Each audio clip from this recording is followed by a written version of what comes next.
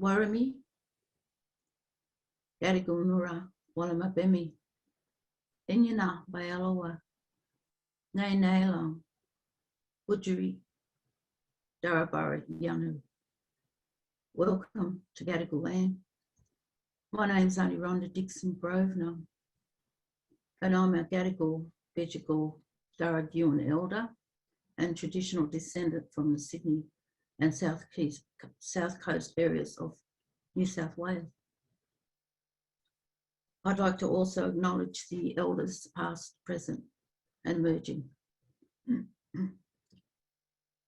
So today I'm going to talk a little bit about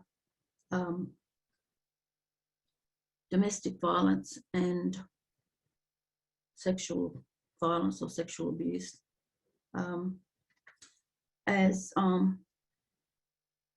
This is a very passionate topic for me, as I've personally experienced both domestic and sexual violence throughout my life, from my childhood and into adulthood.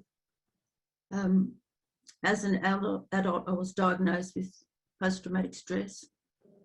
And in my 50s, I started on my healing journey and studied counselling at the College of Holistic Counselling at Artarmon. And then I went on to Southern Cross University and I studied my Masters in Aboriginal Studies, Intergenerational Trauma and Recovery and Wellbeing under Indigenous Professor Judy Atkinson. So I've been counselling and doing workshops and supporting the community for many years, over 20 years. And I've gone into the cells with Aboriginal people, Aboriginal women, written support letters and attended court. I've been a foster carer for an Aboriginal girl who is now a teenager, who I now co-care for. And her story of sexual abuse and domestic violence, which was inflicted upon her and her sister, was recently shown in a documentary with NITV.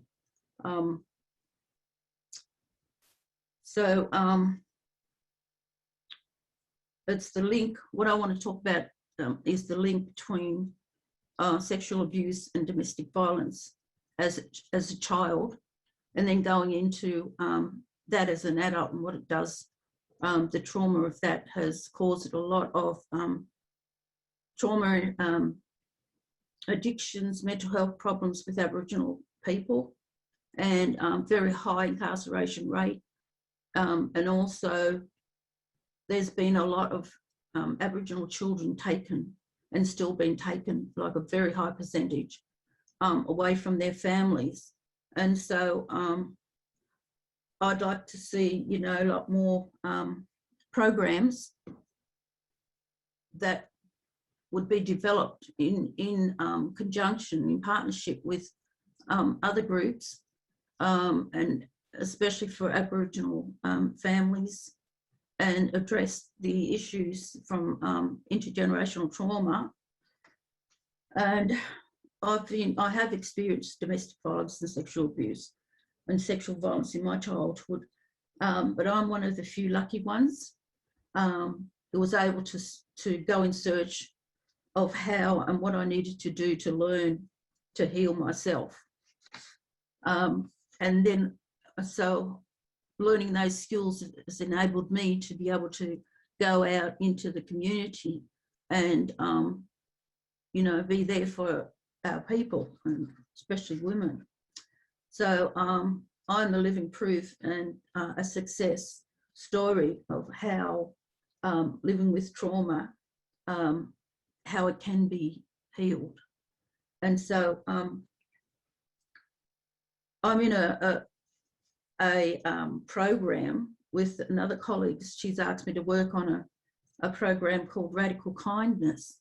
And I think that if people who've been traumatised by sexual abuse and domestic violence, whether it's a man or a woman or children or whoever, that they need to be taught new skills and be treated with compassion rather than be treated as if they're bad people, you know. So I'd like to see like people, organisations partner with those who are closest to the problem, because usually they're the closest to the solution.